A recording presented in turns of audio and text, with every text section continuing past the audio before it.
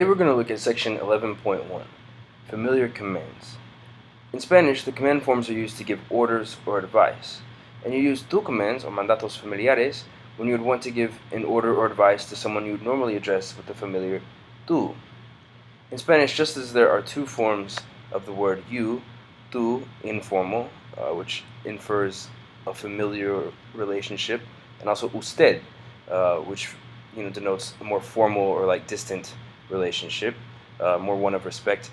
Just as there are these two versions of you, there are also two different versions of mandatos or commands.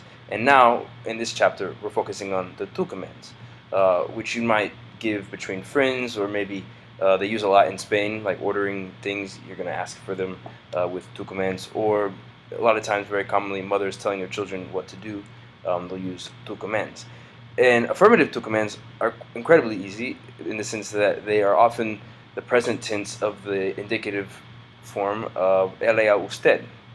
For example, hablar, the command is just habla, speak, no? Or guardar, to save, guarda. Prender, to turn on, prende. Volver, to return, vuelve. Pedir, to order, pide. Imprimir, to print, imprime. And it just means speak, save, turn on, return, order, print, with no subject involved. As I said, it's a command telling someone what to do. As I said, they have the same form as the present indicative of el ella. Por ejemplo, guarda el documento antes de cerrarlo, o imprime tu tarea para la clase de inglés.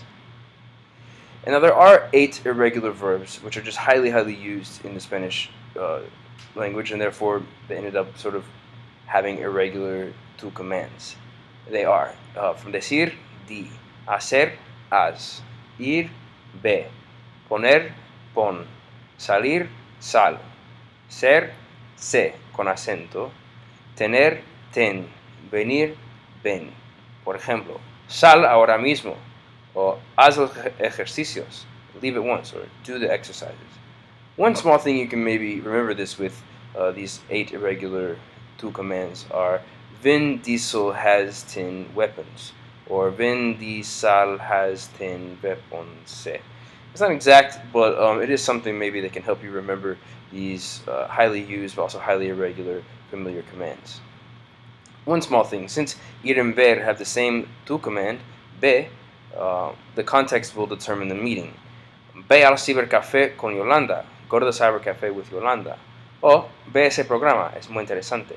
See that program or watch that program. It's very interesting. And the negative tu commands are formed by dropping the final o of the yo form of the present tense. For AR verbs, you add the opposite ending, an es, and for ER and IR verbs, you add an as.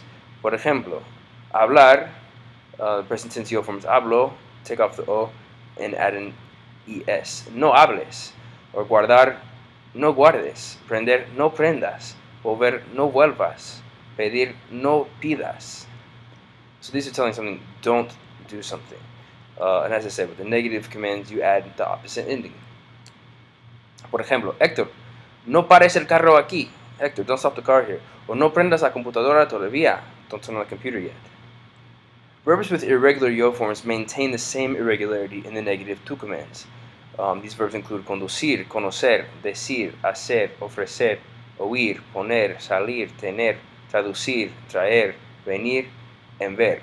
Many of these, as you might remember, are go verbs, like poner, pongo, becomes no pongas, or tener, no tengas, traer, no traigas, venir, no vengas. And some of them have a ZC ending to help protect the sound.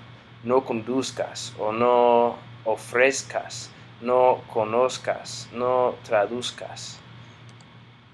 Note that stem changing verbs keep their stem changes in the negative tu commands, so they're the exact same stem changes as they always were. For example, pedir is ir, i.e., or perder rather. No pierdas tu celular, don't lose your phone. No vuelvas a esa gasolinera, don't return to that gas station. No repitas las instrucciones, don't repeat the instructions. Verbs ending in kargar and zar also have this spelling change. If you recall, they sort of had this also in the preterite tense, because if we're adding an es to all these AR verbs, it might mess with the sound. From after a C, an E has more of an S sound. So instead of saying no saces, they want it to sound like sacar. Sacar, no saques. Apagar, no apagues. Almorzar, no almuerces. And the following verbs have irregular negative to commands. Dar is no des. Estar, no estés. Ir, no vayas. Saber, no sepas. Ser, no seas.